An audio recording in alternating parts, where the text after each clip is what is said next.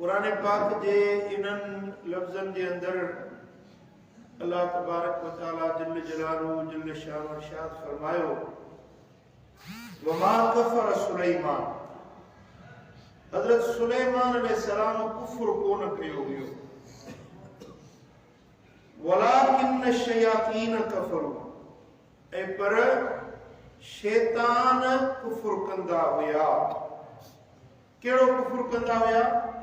युअल्लिमून अन्नास अस्सिहर, जेके माण्हुनि खे जादू सेखारींदा हुया।